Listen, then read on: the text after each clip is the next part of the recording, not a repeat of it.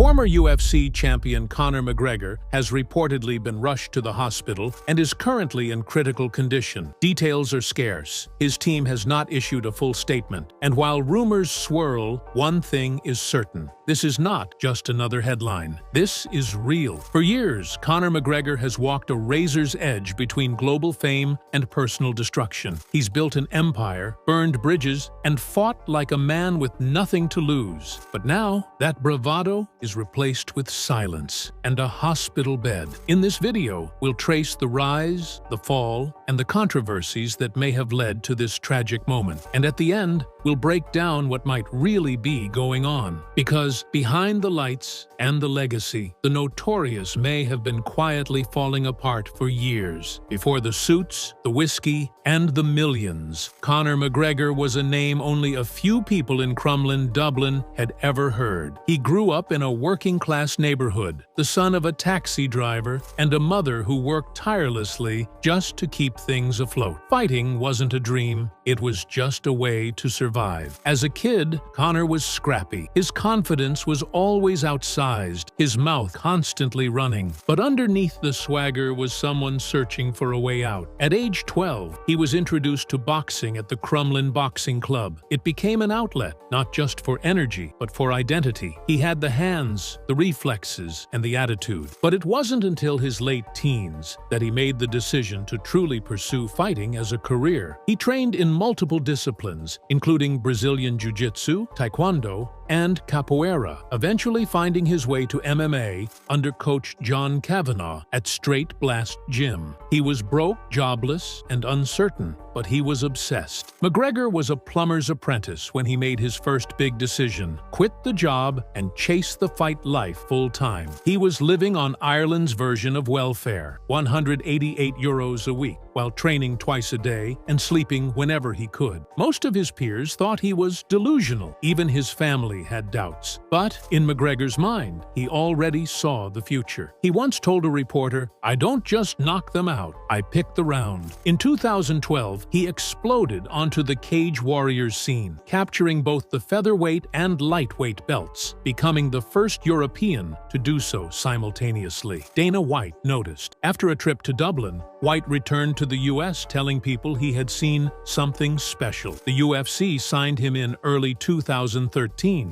McGregor's debut against Marcus Brimage was explosive, a 67-second knockout that had fans around the world asking, "Who is this guy?" But it wasn't just the win, it was the walk, the strut, the smile, the way he called out everyone in the division seconds after the fight ended. He spoke like he was already champ. He dressed like he was already rich. He acted like he'd already won. And that's what made him dangerous. The UFC had seen knockout artists before. They'd seen trash talkers, but they hadn't seen this. Conor McGregor wasn't just fighting opponents. He was seducing an entire sport. And nobody saw what was coming next. Conor McGregor wasn't just winning. He was taking over. After his debut win, he quickly became the most talked-about name in the UFC. Every press conference was a one-man show. Every face-off was theater. And every opponent, no matter how tough, became another stepping stone. His confidence was unshakable. His precision terrifying. After defeating Max Holloway, he was sidelined briefly with a knee injury. But the UFC already knew he was the future. They booked him in his comeback fight against Diego Brando in Dublin. And the result was electric. The moment McGregor entered the arena, the crowd erupted in chants. It wasn't just a fight, it was a coronation. McGregor finished Brando in the first round, then screamed into the mic, "We're not here to take part, we're here to take over." It was the line heard around the world. From there, the UFC fast-tracked him to the top. He knocked out Dustin Poirier, a top contender at the time, in under 2 minutes. Then he dispatched Dennis Siver and famously leapt out of the cage to confront then-champion Jose Aldo. That image, Conor in a suit yelling into Aldo's face, became the turning point. The company knew this wasn't just hype, this was money. But the fight with Aldo was delayed due to injury, so McGregor fought Chad Mendes for the interim featherweight title. Mendes was a wrestler, someone fans thought could exploit McGregor's biggest weakness, and for 2 rounds, he did. But then, McGregor landed a left hand that ended the night and began the legend. The Aldo fight, rescheduled for UFC 194, would become one of the most shocking moments in MMA history. In just 13 seconds, Conor landed a perfectly timed left hand that sent Aldo, who hadn't lost in a decade, crashing to the canvas. It was the fastest finish in UFC title fight history, and it turned Conor McGregor into a global star overnight. He became the official featherweight champion, but he wasn't satisfied. He immediately called for the lightweight title. Eddie Alvarez, the reigning 155-pound champ, didn't stand a chance. At UFC 205 in Madison Square Garden, McGregor delivered a striking masterclass. He knocked Alvarez down repeatedly before finishing him in the second round. Then, in front of the sold-out New York crowd, McGregor demanded, "I just want to say from the bottom of my heart, I'd like to take this chance to apologize to absolutely nobody." It was pure chaos, pure McGregor, and now he was a two-division world champion, the first in UFC history. The sport had never seen anything like him. He wasn't just a fighter anymore. He was a brand, a movement, a machine. But as history has proven time and time again, the top is the most dangerous place to be. By 2017, Conor McGregor wasn't just the UFC's biggest name. He was one of the most famous athletes in the world. Movie stars, rappers, politicians, everyone knew his name. And when the whispers began about a possible boxing match with undefeated legend Floyd Mayweather, most people laughed. But not McGregor. He insisted it would happen, tweeted about it, talked about it at pressers. And then, against all odds, it did. The UFC granted him permission to cross over into professional boxing. The fight was set. Conor McGregor versus Floyd "Money" Mayweather, a man with zero pro boxing experience, taking on one of the greatest defensive fighters of all time. The promotion was unlike anything in combat sports history. The World Tour, Los Angeles, Toronto, New York, London, was pure chaos. McGregor showed up in mink coats and tailored suits.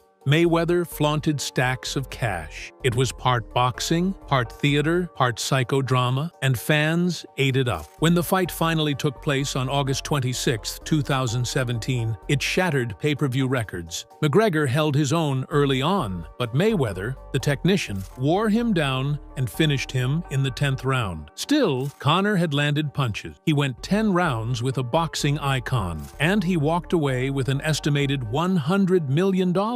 It changed everything. Suddenly, Conor was no longer just a fighter. He was a mogul. He launched proper number 12 Irish whiskey, which exploded commercially. He purchased a Lamborghini yacht, bought mansions in Dublin and Las Vegas, flew private, partied with royalty and rappers. Money changed him, or maybe just exposed who he always wanted to be. But something else shifted too. The hunger that made him terrifying inside the cage, it faded. The trash talk remained, the swagger remained, but the precision, the hunger, started to dull. Fans began wondering if Conor still had the same edge. His Instagram showed more champagne bottles than heavy bags. Training footage became scarce, and behind the scenes, the darkness began creeping in. Controversies, assault charges, late-night incidents. The billionaire lifestyle was catching up, and Conor McGregor was spiraling, whether he realized it or not. As the money poured in, the headlines started changing. No longer about knockouts or championship belts, Conor McGregor was now making news for all the wrong reasons. What had started as boldness slowly unraveled into recklessness. The signs were there, and they weren't subtle. In April 2018, everything exploded in Brooklyn.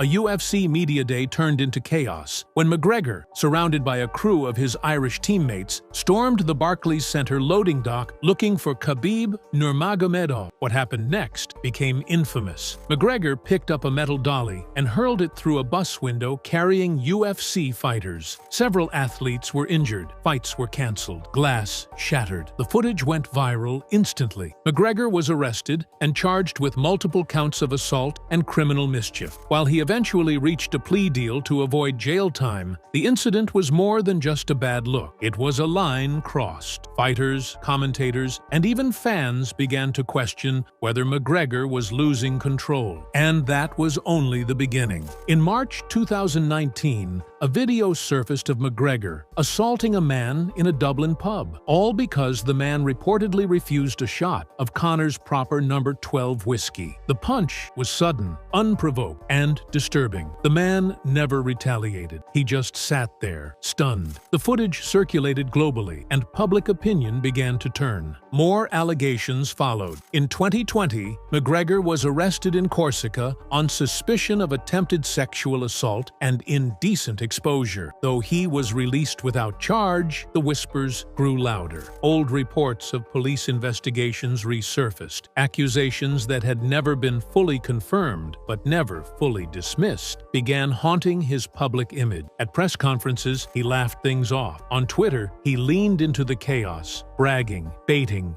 calling out opponents and fans alike. But to those paying attention, it didn't look like showmanship anymore. It looked like a man unraveling, a man who couldn't separate the character from the reality. Sponsors began walking away. The UFC distanced itself during certain controversies. His once glowing relationship with Dana White turned cold at times, with White saying in interviews that Conor's gotta get his act together. Even in Ireland, where he had been treated like a national hero, the narrative was shifting. Journalists criticized his behavior. Fans who once adored him now expressed concern, or worse, indifference. And through it all, McGregor kept spiraling. The man who once rose from nothing now had everything, and seemed to be doing everything in his power to destroy it. There was one opponent Conor McGregor couldn't outtalk, outspend, or outshine: Khabib Nurmagomedov. Their rivalry became one of the most personal, toxic, and anticipated build-ups in UFC history. But it would also mark the beginning of Conor's true decline, not just as a fighter, but as a man trying to maintain control over a rapidly collapsing empire. In the lead-up to UFC 229, McGregor took his trash talk to unprecedented extremes. He insulted Khabib's religion, family, country, and even offered alcohol to his devoutly Muslim opponent during a press event. It was uncomfortable, it was personal, and it went beyond promoting a fight. It felt like an attempt to break a man's soul. But Khabib didn't flinch. When fight night arrived, he didn't play into the show. He entered the cage with the cold precision of a man on a mission, and that mission was to humble Conor McGregor. From the first bell, Khabib dominated. He dragged Conor to the mat, drowned him in pressure, and beat him in every phase. In the second round, Khabib dropped McGregor with a punch, a wrestler outstriking a striker. By the fourth, McGregor was exhausted,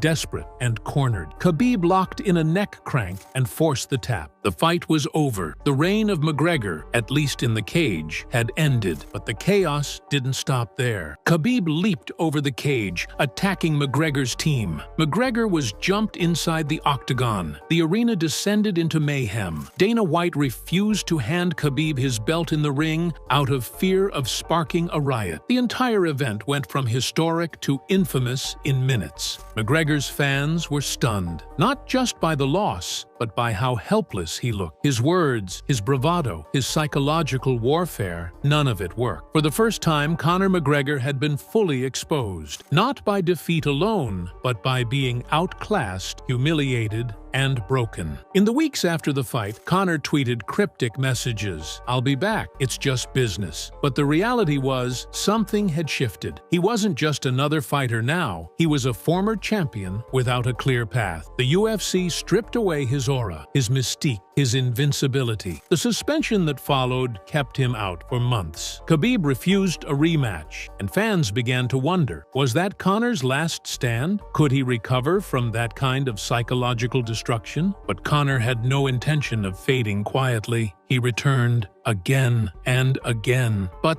the magic was gone. McGregor's entire career had been defined by shocking the world, beating Aldo in 13 seconds, stepping into a boxing ring with Floyd Mayweather, knocking out Eddie Alvarez at Madison Square Garden. But after Khabib, the returns felt different, less like statements, more like survival. His 2020 return against Donald "Cowboy" Cerrone at UFC 246 seemed promising. McGregor McGregor looked sharp, focused. He won in 40 seconds. Elbows, shoulders, a head kick. Vintage Conor. Fans believed again. The swagger was back. The king had returned, or so it seemed. But the real test came in 2021 when McGregor faced Dustin Poirier in a long-awaited rematch. The result? Brutal. Poirier chopped his legs down, then knocked him out cold in the second round. Conor's body went limp, crashing to the canvas. It was his first knockout loss in MMA, and it was ugly. Conor handled the loss with humility, briefly, but the third fight would spiral into chaos again. In the build-up, he returned to dark trash talk, attacking Poirier's wife, threatening violence, and posting cryptic tweets. The line between fight promotion and personal delusion blurred more than ever. At UFC 264, things went from bad to horrific. In the first round, Poirier dominated. In the closing seconds, Conor stepped back and his leg snapped, a complete tibia fracture. He crumpled to the floor, screaming in pain. The fight was stopped. Doctors swarmed him. He was stretchered out of the arena. Even then, from the stretcher, he grabbed the mic and shouted, "This is not over!" But everyone watching knew something had ended. What followed was a strange period of silence. Conor vanished from the public briefly, then reappeared, bigger, bulkier, but distant. His social media presence became erratic. Bizarre videos, odd captions, late-night rants. Training clips showed an inflated version of McGregor that fans hardly recognized. He looked stronger, but slower, older. Fights were teased, then canceled. Rumors of injuries, delays, and behind-the-scenes issues emerged. Many speculated that the leg injury had taken more than his mobility. It had taken his identity. Once the most active, entertaining, and confident man in MMA, Conor had become a ghost, a shell of what he once was. The king without a crown, standing in an empty room, shouting into the dark. And as we now know, the silence was masking something deeper, something tragic. From the outside, Conor McGregor appeared to be living a life most people only dream of. He owned a multi-million-dollar mansion in Dublin, another in Las Vegas, and a luxury yacht shaped like a Lamborghini. His garage was filled with Rolls-Royces, Bentleys, and McLarens. He wore custom-tailored suits, million-dollar watches, and carried himself like royalty, his proper number. 12 whiskey brand exploded in the market, eventually being sold for a reported $600 million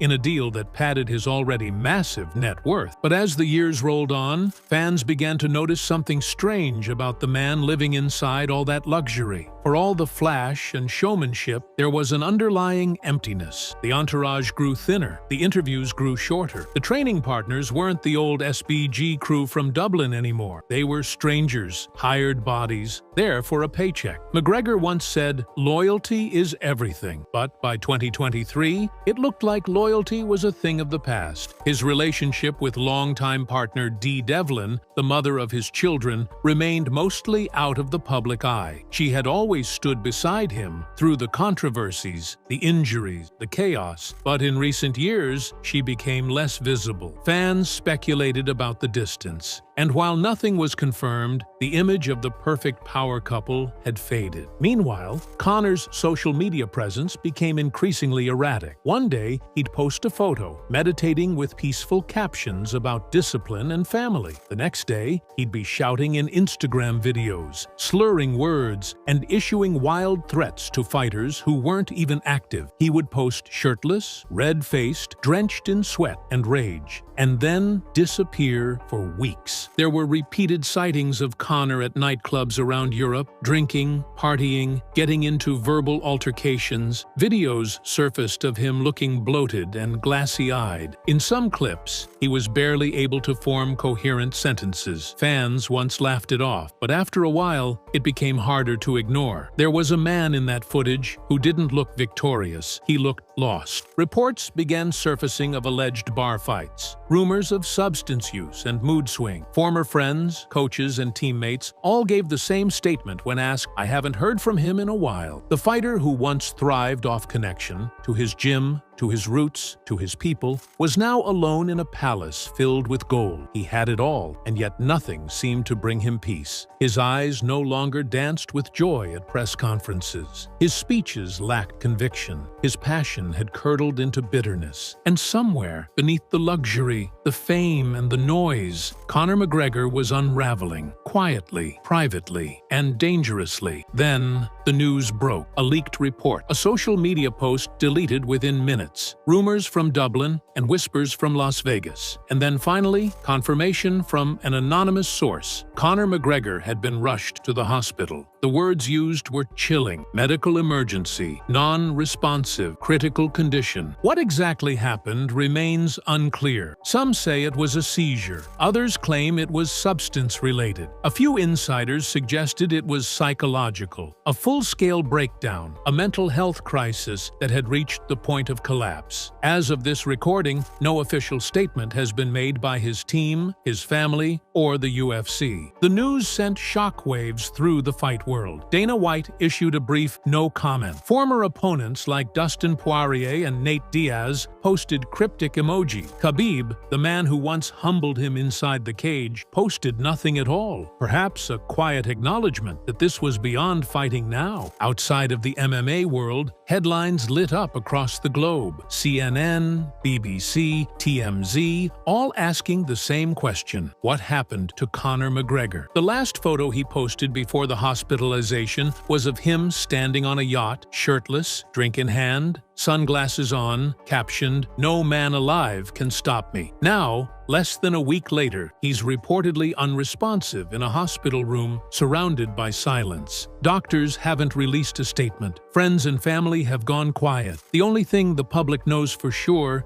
is that Conor McGregor, the most iconic name in UFC history, is now fighting a battle far more serious than anything inside a cage. Some sources say this was inevitable, that the signs were all there, that the parties, the rage, the loneliness, the injuries, the pressure, it was all building toward a moment like this. Others say it came out of nowhere, that Conor had been training again, preparing for a comeback, that he was locked in, that he had something left. But the truth is, we don't know. All we know is that the world's biggest fighter is now in the most vulnerable state of his life, and the world is watching, not as fans, not as critics, but as people, hoping he survives long enough to make it out of this storm. As speculation mounts, the question no one wants to ask looms largest. What really put Conor McGregor in critical condition? Was it physical? Psychological? A combination of everything we've seen bubbling for years? There are several possibilities, none of them comforting. Possibility 1. Substance-related breakdown. Many have pointed to his recent behavior, the slurred speech, the erratic mood swings, the public outbursts, as signs of possible drug or alcohol abuse. Several former UFC fighters have hinted at it. A few Irish journalists have even written articles suggesting the same. It wouldn't be the first time a star fell this way. The pressure to remain invincible often leads to self-destruction. Possibility 2. Mental health collapse. McGregor has never publicly admitted to mental health struggles, but the signs have been there. Sudden shifts in personality, disturbing social media behavior, delusions of grandeur followed by long disappearances. It's possible this wasn't a physical emergency at all, but a full psychological breakdown. If so, he may not need surgery, but serious treatment and protection from himself. Possibility 3. Chronic brain trauma. Years of fighting, dozens of sparring sessions, knockouts, concussions. MMA is brutal, and fighters like McGregor have absorbed more damage than they let on.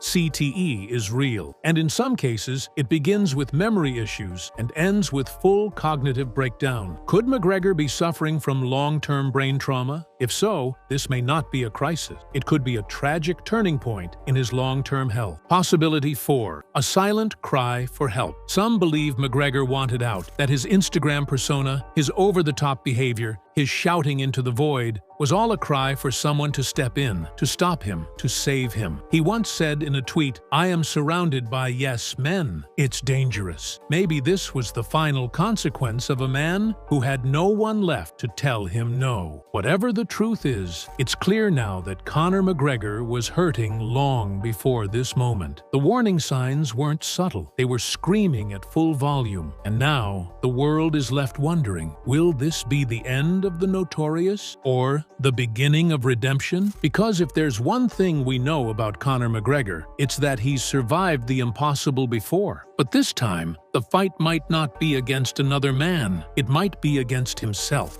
Breaking news has shaken the fight world. Nate Diaz, the Stockton street soldier turned UFC icon, has reportedly been rushed to the hospital and is now in critical condition. Details are scarce, his team has remained silent, and fans are left grasping for answers. For years, Diaz embodied rebellion, flipping the bird inside the Octagon, choking out Conor McGregor, and carrying himself as the raw voice of authenticity in a polished sport. But behind the defiance were scars, lawsuits, silence, and whispers of decline. Now, the question is haunting. Has Nate Diaz's toughest fight finally caught up with him? Nate Diaz's story doesn't start in bright arenas or under championship belts. It begins in Stockton, California, a city that has always been as hard as the people who live there. Born on April 16, 1985, into a working-class Mexican-American family, Nate grew up in a world where survival wasn't optional. It was demanded. His father worked construction, his mother juggled jobs, and his older brother Nick was already carving out a path of defiance through the streets and into combat sports. For Nate, fighting wasn't about glory. It was about identity. In a city where crime and poverty were rampant, standing your ground was the only way to be heard. At just 11 years old, Nate followed Nick into Cesar Gracie's gym, a place that would become their sanctuary. While most kids his age were playing baseball or hanging out after school, Nate was absorbing jiu-jitsu, rolling with grown men, and learning that toughness wasn't just physical, it was mental. Stockton wasn't forgiving, and neither were the mats. You had to show up, you had to push through exhaustion, and you had to be willing to bleed.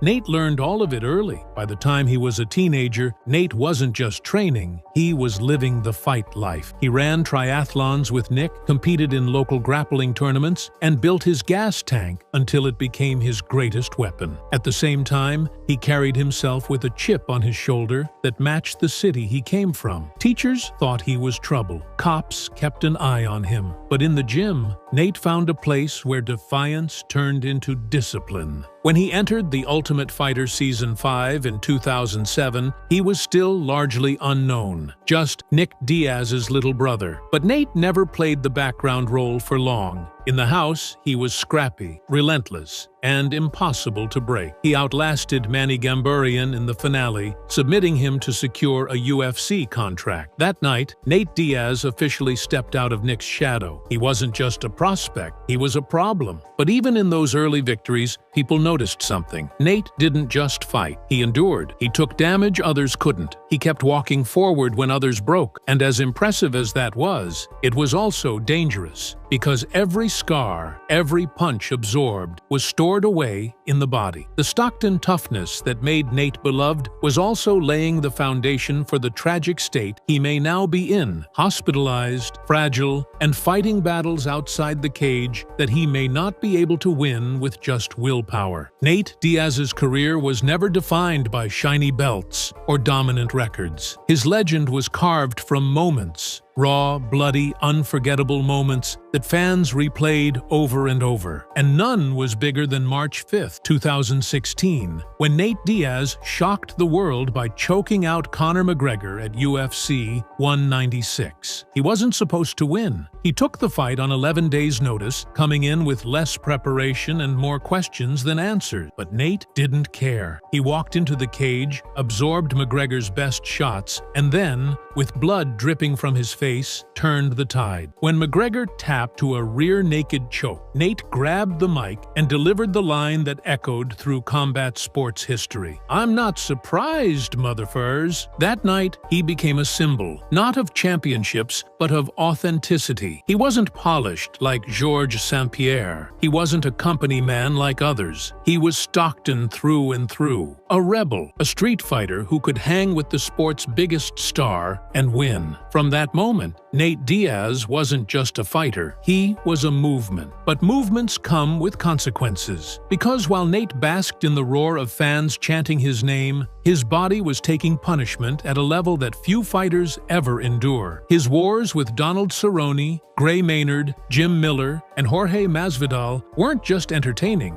they were brutal. Each fight added new scars, new injuries, new trauma. His cardio was legendary, his chin granite, but behind those traits was a silent tax. Concussions, broken bones, scar tissue building until his face swelled from even light jabs. The UFC promoted him as a cult hero, but they never fully invested in him as a long-term star. Nate fought for scraps compared to champions. He had to fight for respect, for money, for every ounce of spotlight he earned. He went on strike, sat out for years, and became infamous for refusing to play by UFC's rules. Fans adored that about him, but it cost him consistency. It cost him opportunities, and maybe, over time, it cost him his health. The tragedy of Nate Diaz is that he never needed a belt to matter. His legacy was etched in blood and defiance. But without the structure of championship camps, the support networks that often surround long-term champions, Nate was left largely on his own. He fought hard, lived harder, and in doing so, he may have pushed his body past the point of no return. Now, as rumors swirl of him lying in a hospital bed in critical condition, fans are left asking,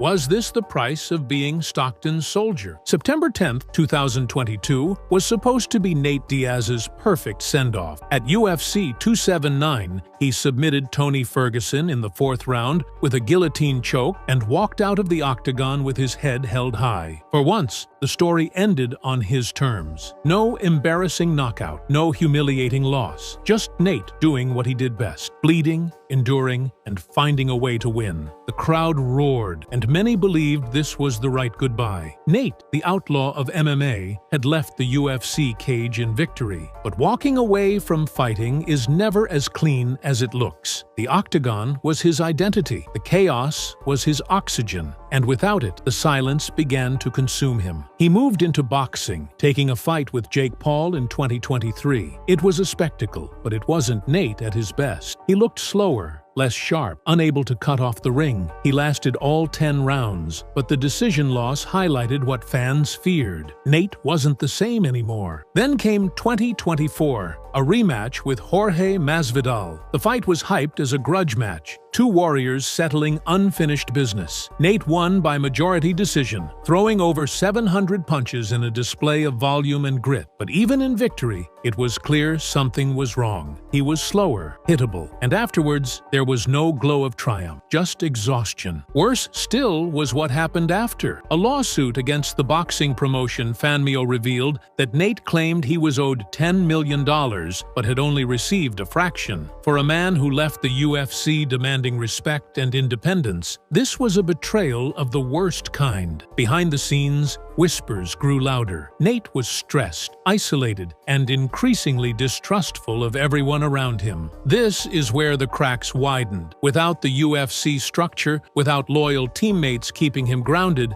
Nate disappeared into a life of luxury and lawsuits. His once vibrant connection to fans grew quiet. His training seemed sporadic. His public appearances showed a heavier, slower version of the man who once ran triathlons and sparred for hours. And now, as the news breaks that Nate Diaz has been hospitalized in critical condition, fans can't help but wonder, did the exit from the UFC, the lawsuits, and the silence all pile up into this moment? Did walking away from the sport that gave him purpose leave him defenseless against the chaos outside the cage? For a man who always thrived in battle, maybe the quiet was the deadliest fight of all. When Nate Diaz walked away from the UFC after UFC 279, it was supposed to be a victory lap. He had beaten Tony Ferguson, closed his contract on a high note, and announced that he was going to explore opportunities outside of the organization that he had fought with for over a decade. Fans expected him to take control, to finally cash in on his name in a way the UFC never allowed. And in some ways, he did. But the harsh truth was that freedom also meant exposure. Without the UFC's structure, Nate Diaz was on his own, and the weight of that independence began to crush him. The Jake Paul fight in 2023 was the first example. The spectacle was huge, sold-out arena, millions watching on pay-per-view. Diaz fought with heart, but the result wasn't the fairy tale he had hoped for. Paul's youth and size advantage made Nate look slow, labored, and one-dimensional. He made it to the final bell, but it wasn't a triumph. It was a reminder that time waits for no one, not even Stockton soldiers. Fans online began to say things like he should have retired after Ferguson, and this is painful to watch. Those whispers, though harsh, began shaping his image. The Masvidal fight in 2024 was supposed to redeem him, and in many ways, it did. Diaz threw over 700 punches, survived the storm, and walked away with a majority decision win. But again, victory felt hollow. He looked older, heavier, and the magic wasn't quite the same. What should have been a redemption arc became a shadow of his prime. But the true tragedy wasn't the performance. It was what came after. Diaz filed a lawsuit against FanMio, the promotion behind the Masvidal fight, claiming he was owed $10 million,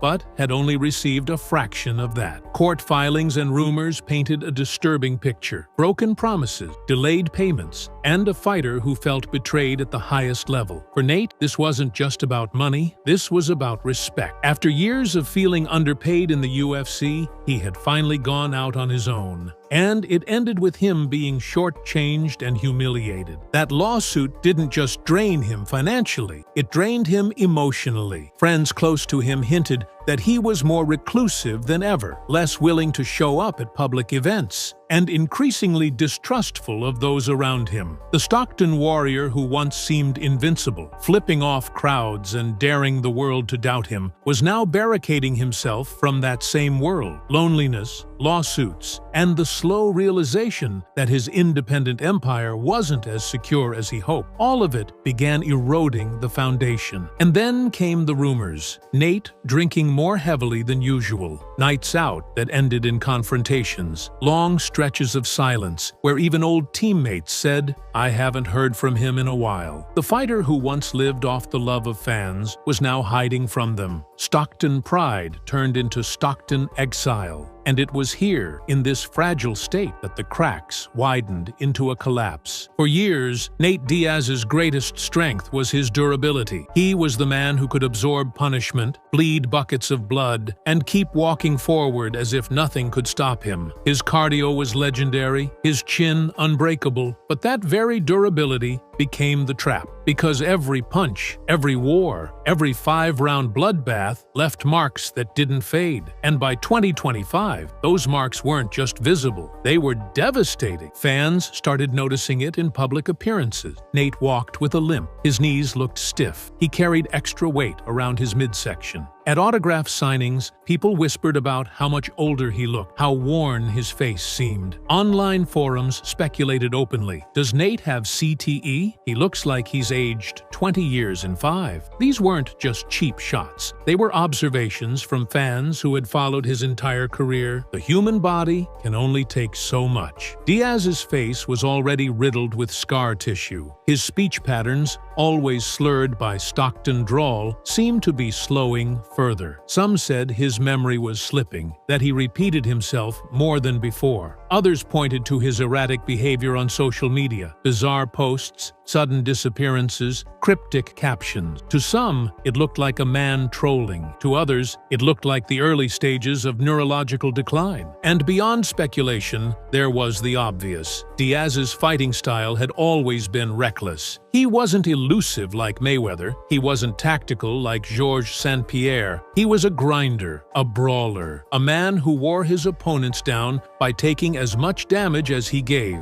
That kind of career doesn't age gracefully. Every strike absorbed in the cage was a debt coming due, and in 2025, it seemed the bill had arrived. Rumors grew louder about health issues, arthritis in his knees, chronic fatigue, insomnia. A few insiders whispered that Nate had been advised by doctors to stop training altogether, that his joints were deteriorating faster than expected for someone his age. Some even speculated about autoimmune conditions triggered by years of extreme physical stress. None of it confirmed, but all of it plausible for a man who lived in a cycle of punishment for decades. And now, with news of him being rushed to the hospital in critical condition, the speculation has become terrifyingly real. Was it a heart issue? Was it neurological? Was it the long, unseen damage finally boiling over? No one knows. But one thing is certain. Nate Diaz's body, which had carried him through unimaginable wars, was now a prison, and that prison was collapsing from the inside. Perhaps the most haunting part of Nate Diaz's decline wasn't the lawsuits or the physical toll. It was the silence. For a man who built his career on defiance, on speaking loudly when no one wanted to hear him, his sudden quietness was jarring. Fans who once saw him flipping off Dana White at press conferences now barely heard from him at all. Interviews became rare. Social media posts turned sporadic, often cryptic. Long stretches went by where Nate vanished completely. Silence is dangerous. For some fighters, it signals focus, preparation,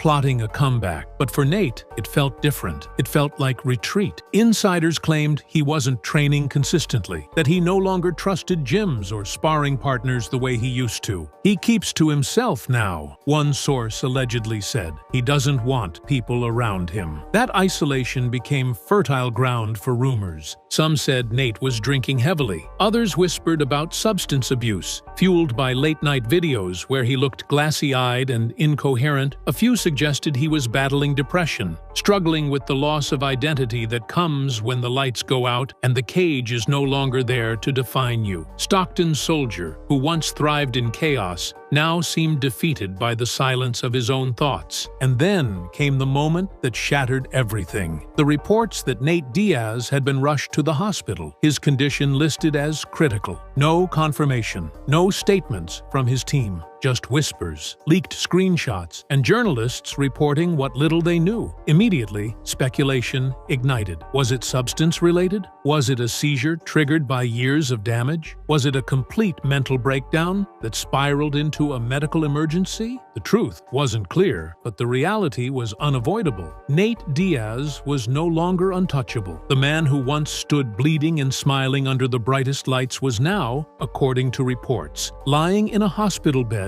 with his life in question. And maybe, in hindsight, the signs were there all along. The silence, the isolation, the lawsuits, the broken body, the lost fire, all pointing to a man unraveling quietly, tragically, before the world ever realized. When news broke that Nate Diaz had been rushed to the hospital in critical condition, the MMA world froze. For a fighter who had always seemed indestructible, bleeding, battered, yet always walking forward, the idea of him lying unconscious, hooked up to machines, felt almost unreal. The headlines didn't give details. The reports were vague, citing only medical emergency, but the whispers spread faster than the facts, and fans were left piecing together what might have happened. Speculation spiraled immediately, and with Nate's history, there were multiple theories, none comforting. The first was substance-related. Over the years, countless late-night videos had surfaced of Nate at clubs, surrounded by drinks, appearing out of it. Some fans dismissed it as the Diaz lifestyle. Others saw warning signs, the slurred words, the glassy eyes, the unpredictable mood swings. Rumors suggested that years of mixing alcohol with prescription painkillers had caught up, that his body had finally collapsed under the strain. Nothing was confirmed, but the possibility lingered. The second theory was neurological. For years, fighters, coaches, and doctors had warned about the dangers of repeated head trauma, and Nate Diaz had taken more punishment than most. His granite chin, the trait fans celebrated, might have been his undoing. Some suggested he suffered a seizure brought on by cumulative brain trauma. Others speculated about undiagnosed CTE, the silent killer that has haunted athletes across all contact sports. If this were true, Nate's condition might not be temporary. It could be the beginning of a permanent decline. A third, darker possibility was raised by those close to him: mental health collapse. Nate had always been defiant, stubborn, resistant to showing weakness. But those same qualities can turn inward. The silence, the isolation, the cryptic social media posts. Some believed they weren't signs of preparation for a comeback, but warning signals of a man struggling with deep depression. Was this hospitalization a result of self-destruction, a desperate spiral that finally broke through the walls he had built around himself? And then, in a whisper few wanted to believe, came the idea of betrayal, that maybe Nate's downfall wasn't just self-inflicted, that the people around him, the so-called friends and business partners, had exploited him until there was nothing left. The lawsuit against Fanmio showed how easily he could be cheated. If money and trust had disappeared, maybe Nate was left not just broken physically, but financially and emotionally. A collapse not just of body, but of empire. The truth remained unknown. But as speculation grew, the tragedy of Nate Diaz's collapse wasn't just in the mystery of what happened. It was in how inevitable it all seemed. Fans began asking not, "How did this happen?" but "How did we not see this coming?" The MMA community has always had a complicated relationship with Nate Diaz. He was never the champion who fit neatly into promotional packages. He was raw, unpolished, a rebel who cursed at pressers and slapped opponents mid-fight. But that authenticity made him beloved, not just by fans, but by fighters who admired his unwillingness to bend. And now, with the news of him in critical condition, the entire fight world seemed to pause in stunned silence. Dana White, the UFC president, who had clashed with Nate for years over money and respect, issued only a brief no comment. It wasn't silence out of indifference. It was silence that hinted at something deeper, something serious. Other fighters began posting cryptic messages. Conor McGregor, Nate's greatest rival, dropped a prayer emoji without words. Jorge Masvidal, who had shared wars with him, posted a broken heart symbol. Dustin Poirier simply wrote, "Respect always, Stockton soldier." Even Nick Diaz, his brother, the man who had fought beside him his entire career, went silent on social media, something that spoke louder than any words could. For fans, the shock turned quickly into mourning, even before anything was confirmed. Online forums filled with tributes, highlight reels, and messages begging for Nate to pull through. "Don't let this be the end," one fan wrote. Another posted, "We grew up watching him fight. We can't lose him like this." The sense of helplessness was palpable. This wasn't just a fighter in trouble. This was a man who had represented a culture, a city, a generation of fans who saw themselves in his defiance. But not all the reactions were sympathetic. Critics pointed out that Nate's lifestyle had always been reckless, that he had courted destruction by refusing to evolve, refusing to walk away. He chose this path, some wrote. He always wanted to live on his own terms. Others argued that the UFC and fight industry had failed him, that they had used his blood, his name, his defiance to sell fights, and then abandoned him when his body broke. "This isn't just Nate's tragedy," one columnist wrote. "It's MMA's tragedy. It's what happens when fighters are treated like disposable gladiators." The shockwaves spread beyond MMA. Sports channels across the globe ran segments reminding viewers of Nate's iconic fights, his rivalry with McGregor, his Stockton slap. News outlets like BBC and CNN picked up the story, treating it as not just sports news, but a human story of a man whose body and life had finally buckled under the weight of his legend. Even non-MMA fans began talking about him, remembering that one viral night in 2016 when he made the biggest star in the sport tap out. Chuck Liddell, the Iceman who once stood as the face of the UFC, has reportedly just been rushed to the ER, according to circulating rumors. Details are scarce, his team remains silent, and fans are left in shock, wondering if the fighter who once seemed untouchable is now facing his toughest battle outside the cage. Later in this video, we'll break down everything we know about his current condition. But first, we need to go back. To truly understand how Chuck Liddell reached this tragic moment, we must revisit the career, the highs, the brutal falls, and the choices that brought him here. Before Chuck Liddell became the Iceman, the face of UFC knockouts, he was just a kid from Santa Barbara, California. Born on December 17, 1969, Liddell grew up in a working-class family, raised primarily by his mother and grandfather after his father left early in his childhood. His upbringing was tough, and like many kids searching for identity in the 1970s, he often found himself scrapping in the streets. Fighting fighting wasn't just a hobby, it was survival. At 12 years old, Liddell's grandfather introduced him to Koei-kan karate. The discipline of martial arts struck a chord in young Chuck. He was relentless, training barefoot on hard wooden floors, learning not just how to strike, but how to endure. By high school, he added wrestling to his arsenal, competing with grit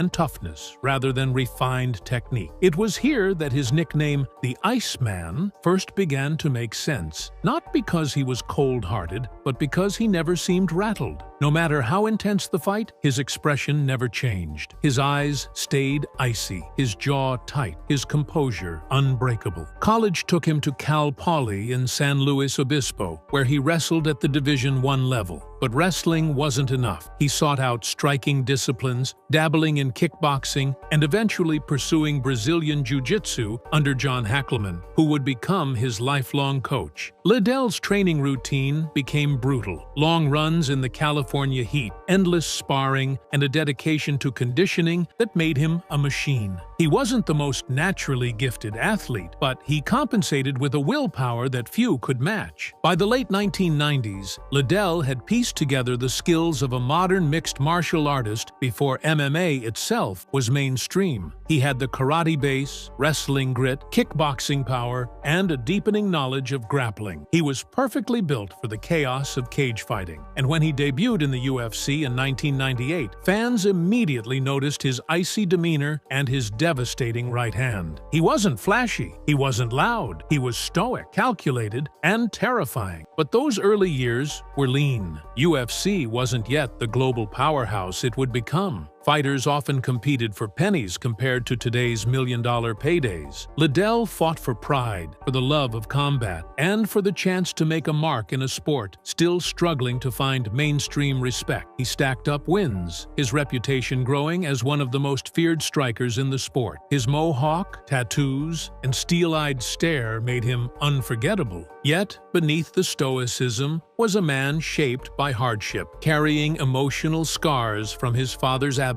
and the weight of proving himself in a brutal new sport. Even as he rose, the seeds of future struggles, injuries, concussions, and financial instability were already being planted. And while he would soon become the UFC's first mainstream star, the price of that spotlight would haunt him long after the lights faded. By the early 2000s, Chuck Liddell was becoming more than just another fighter. He was evolving into the UFC's first true superstar. His ice-cold stare at weigh-ins, the mohawk, the tattoos across his scalp, and his reputation for brutal knockouts made him stand out in an era when MMA was still finding its identity. While fighters like Randy Couture embodied the traditional martial artist's discipline, Liddell represented something raw, violence with precision. He built his reputation one knockout at a time. His right hand carried thunder, and his granite chin made him fearless in exchanges. Victories over opponents like Kevin Randleman, Murilo Bustamante, and Vitor Belfort cemented his place among the elite. But it was his rivalry with Randy Couture that defined the UFC's early boom. Their trilogy was iconic. Couture first out-wrestled him, but Liddell came back in the rematch with a thunderous knockout to capture the light heavyweight title. That knockout didn't just win him gold, it crowned him the UFC's poster boy. As champion, Liddell was unstoppable. He defended his belt against Jeremy Horn, then twice against his arch-rival Tito Ortiz. The Ortiz fights were personal. Ortiz had been the UFC's previous face, brash and cocky, and their feud was electric. When Liddell knocked him out and then dominated him in a rematch, the passing of the torch was complete. Chuck Liddell was now the undisputed king of the UFC. From 2005 to 2007, Liddell reigned at the very top. His knockouts weren't just wins, they were cultural moments. Fans tuned in specifically to see how fast he could end a fight. His icy stare and finger point before bouts became iconic images that defined the UFC's rise to mainstream popularity. Pay-per-views sold in record numbers, sponsors lined up, and suddenly, MMA was on television and in households that had never cared about cage fighting before. But with fame came a different lifestyle. Liddell wasn't just a fighter anymore. He was a celebrity. He appeared on TV shows, walked red carpets, and partied with movie stars. His stoic, icy cage persona transformed outside the Octagon into a man who embraced fame, money, and excess. The spotlight was intoxicating, but it also distracted. Training camps weren't as intense as before. Nights out became longer. The hunger that once fueled his rise began to blur beneath the glitz of being the UFC's face. Yet, during these years, fans didn't see the cracks. All they saw was dominance, the Iceman knocking out legends, the UFC finally thriving, and a sport finding its first global icon. But the truth was, every knockout victory was hiding a reality. Chuck Liddell's chin, the foundation of his fighting style, was eroding. Years of absorbing shots, years of wars were taking their toll. And soon, that invincible aura would be shattered in the most brutal fashion imaginable. By the mid-2000s, Chuck Liddell wasn't just a UFC champion, he was the UFC champion. His mohawk, his goatee, the ice-cold stare before fights, and that signature finger point became symbols of an era. When fans thought of mixed martial arts, they thought of the Iceman. The UFC itself leaned on him heavily, marketing him as the knockout artist who could carry the sport into mainstream culture. And it worked. Between 2005 and 2007, Liddell became a pay-per-view king. His knockout victories weren't just wins, they were events. His rematch with Randy Couture ended with a highlight reel KO that played endlessly on sports networks. His first fight with Tito Ortiz sold over 1 million pay-per-views, a landmark for the company at the time. When he dismantled Ortiz again in their rematch, the torch was firmly passed. Liddell wasn't just the UFC's biggest star, he was a pop culture icon. Hollywood came calling. Liddell made appearances in films, guest starred on television, and became the UFC's first fighter to truly cross over into mainstream entertainment. He appeared on talk shows, graced magazine covers, and mingled with celebrities at red carpet events. For a fighter who once struggled to pay rent, it was the pinnacle of validation. The Iceman had arrived. Inside the cage, his aura was unmatched. Opponents entered already intimidated, knowing Liddell's hands could end their night with one clean shot. He wasn't known for flashy submissions or wild spinning kicks. He was known for walking you down, planting his feet, and throwing bombs until you fell. His chin seemed indestructible, his will unbreakable. Fans loved it. Casuals loved it. Sponsors loved it. But what fans didn't see was the cost. Training camps became less disciplined. Nights out became more frequent. Stories began surfacing of Liddell partying during camps, showing up to appearances looking worn out. His focus split between fighting and celebrity life. His iron chin, which had carried him through countless wars, was slowly degrading. His reflexes dulled. He was taking more punishment in sparring, even if the public didn't see it yet. In hindsight, this was the golden era of Chuck Liddell's career, but also the beginning of his slow undoing. He was at the very top, living the dream, basking in glory. But with every fight, every party, every late night, the Iceman's armor was thinning. He didn't see it yet. The fans didn't see it yet, but soon the cracks would open wide, and the same aura that made him untouchable would collapse in the most brutal way possible. The fall of Chuck Liddell was as shocking as his rise was exhilarating. From 2007 onward, the Iceman's career took a turn that no one expected. It began with Quinton "Rampage" Jackson at UFC 71. Liddell, then the reigning light heavyweight champion, entered the cage with his usual icy confidence. But just a minute into the first round, Rampage landed a massive right hand that sent Liddell crashing to the canvas. The Iceman was out cold. The knockout stunned fans. For the first time in years, Liddell looked human. Many brushed it off as a bad night. Surely the Iceman would recover, but what followed was a pattern of devastating knockouts that revealed something far more troubling. Liddell's legendary chin was gone. In 2008, he was knocked out by Rashad Evans in brutal fashion. The highlight replay showed Liddell stiff before he even hit the canvas, a haunting image that replayed endlessly on sports channels. Then came Mauricio "Shogun" Rua, who finished him viciously in 2009. And finally, Rich Franklin in 2010, who landed a crushing hook that once again sent Liddell to the mat unconscious. It wasn't just the losses, it was the way they happened. The man who once walked through punches now fell with every clean shot. His aura of invincibility was shattered. Fans who once cheered for highlight knockouts now watched with horror as their hero was on the receiving end. Even Dana White, who loved Liddell like family, admitted he couldn't bear to watch him take more punishment. He begged him to retire. Outside the cage, the signs of damage were visible. Liddell's speech grew slower, his movements less sharp. Interviews revealed a man who had absorbed too much punishment in too short a time. The partying lifestyle, combined with years of wars inside the Octagon, had caught up with him. The Iceman was no longer the predator, he was the prey. In 2010, Dana White announced that Chuck Liddell was officially retired, placing him in a UFC executive role to keep him financially stable and close to the sport. But for Liddell, retirement wasn't easy. Fighters don't just walk away from the adrenaline, the cheers, and the identity of being a warrior. He struggled to adapt to a life outside the cage, and while fans remembered him as a legend, the image of him unconscious on the canvas lingered. The sudden decline of Chuck Liddell wasn't just about losing fights, it was about losing himself. The Iceman, who once terrified opponents, now looked fragile, exposed, and vulnerable. And as the years went by, it became clear that the damage done in those brutal knockouts wasn't going away. It was only getting worse. When Dana White forced Chuck Liddell into retirement in 2010,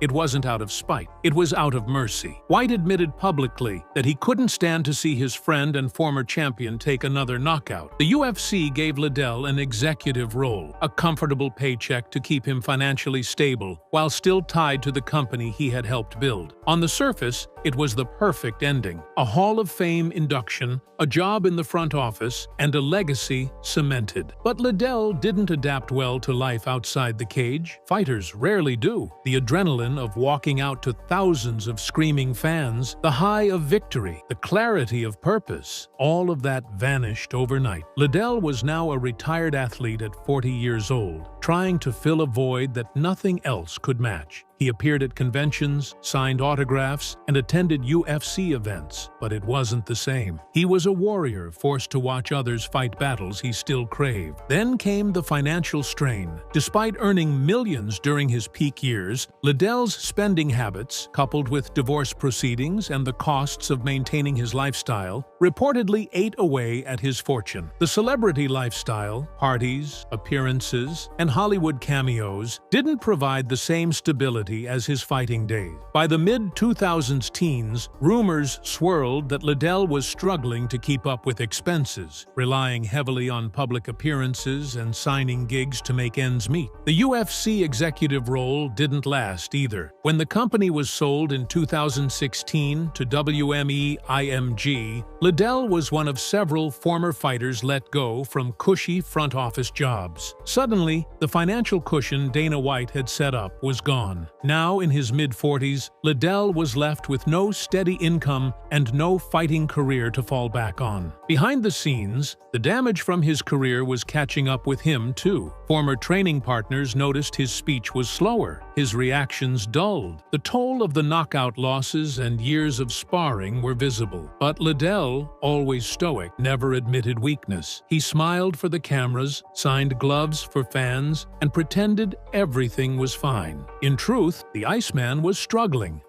with money, struggling with identity, struggling with the gnawing hunger to fight again, even as his body and brain begged him not to. For fans, the image of Chuck Liddell during this time was bittersweet. The Hall of Famer, still beloved, still respected, but beneath the surface, the reality was far darker. And in 2018, that reality would come crashing into the spotlight in the most painful way possible. By 2018, Chuck Liddell was nearly a decade removed from his last fight. He was 48 years old, well past the age when most fighters hang up the gloves. His chin had betrayed him years earlier, and his legacy was already secure. Yet the hunger never left him. When Golden Boy Promotions announced they were entering MMA, they dangled an offer in front of Liddell that he couldn't resist: a trilogy fight with his old rival, Tito Ortiz. For promoters, it was perfect nostalgia. Liddell had already beaten Ortiz twice in the UFC, both times convincingly. Fans remembered the rivalry as one of the sport's greatest, but this time was different. Ortiz was still active, younger, and in far better shape. Liddell, on the other hand, had been retired for years. His training clips leading up to the fight worried fans. He looked stiff, slow, and hesitant. But the Iceman, stubborn and proud, insisted he was ready. "I still have it," he told reporters. "I'm going to knock Tito out again." The reality inside the cage was heartbreaking. From the opening bell, Liddell looked like a shadow of himself. His footwork was heavy, his punches slow, his timing completely gone. Ortiz, seeing the decline up close, picked his shots carefully. In the first round, Ortiz landed a clean right hand that sent Liddell sprawling to the mat. The fight was over. Tito Ortiz had finally beaten his longtime rival, but there was no celebration, only concern. Even Ortiz admitted afterward that he felt guilty knocking out a man who clearly shouldn't have been fighting. For fans, the fight was painful to watch. The Iceman who once ruled the UFC, who terrified opponents with his icy stare, was now struggling to even move like a fighter. Analysts and former champions condemned the bout, calling it irresponsible and dangerous. Dana White, who had begged Liddell never to fight again, said afterward, "It broke my heart. He should have never been in there." The comeback that was supposed to reignite nostalgia instead cemented tragedy. Liddell wasn't just finished as a fighter. He was exposed as a man, risking his health, his dignity, and his legacy for one last payday. Fans who loved him were left conflicted, grateful for the memories, but horrified at how far he had fallen. The Tito trilogy fight wasn't just a loss on his record. It was a warning, a glaring sign that Chuck Liddell's health was in danger, that every punch absorbed was accelerating long-term damage. And yet, even after that devastating knockout, the Iceman's story didn't fade into peace. Instead, it spiraled into darker headlines, personal battles, and now, according to recent reports, a hospital bed that may represent the final chapter in his tragic downfall. After the painful 2018 comeback loss to Tito Ortiz, Chuck Liddell was supposed to fade quietly into retirement. But instead of peace, the years that followed were filled with troubling headlines that cast a shadow over his once golden legacy. The Iceman, once the stoic warrior who carried himself with quiet intimidation, now seemed caught in a whirlwind of personal chaos. In 2021, Liddell made news for reasons that had nothing to do with fighting. He was arrested at his Los Angeles home following a domestic disturbance. Although the charges were eventually dropped, the mugshot of the once proud champion, aged and weary, spread across the internet like wildfire. Fans who grew up idolizing him as the embodiment of toughness were stunned. The fighter who once represented discipline and cold composure was now another fallen star in the tabloids. It wasn't the first troubling sign. Friends and acquaintances had whispered for years about heavy drinking,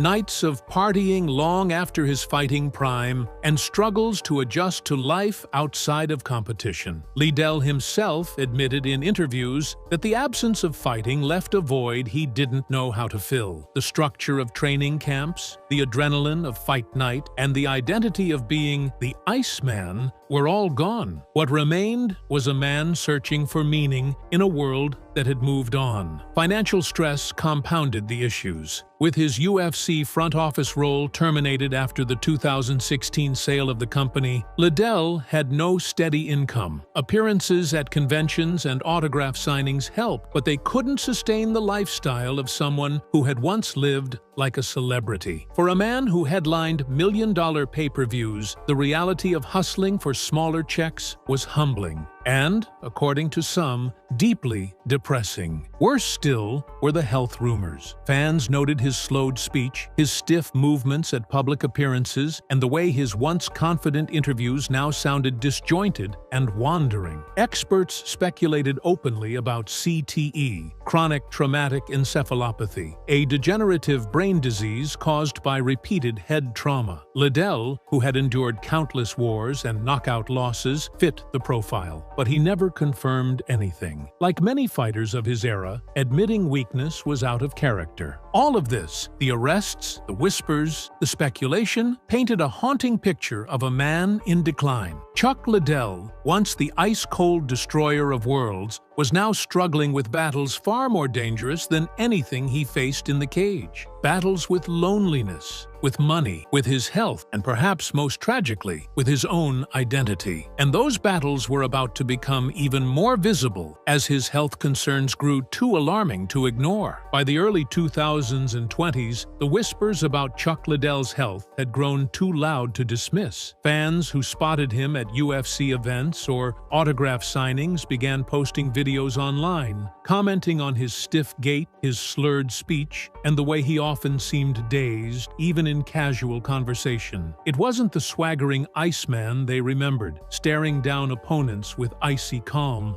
It was an older, slower man, struggling with the weight of years of punishment. And then came the rumors. Reports surfaced that Liddell had been hospitalized multiple times for health scares. None were confirmed, but each new sighting added fuel to the speculation that something was seriously wrong. Fans wanted answers, but there were none. His family remained quiet, his close friends offered only vague reassurances, and the UFC, the company that had once depended on him to carry the brand, said little. Now, with recent reports claiming he's been rushed to the ER and is in critical condition, those fears feel justified. The silence, the stiff movements, the slurred speech, it all points to a tragic reality. The Iceman, who once seemed unbreakable, may now be broken beyond repair. And as the world waits for confirmation, one question echoes louder than all the rest. How much did fighting, fame, and fortune truly cost Chuck Liddell?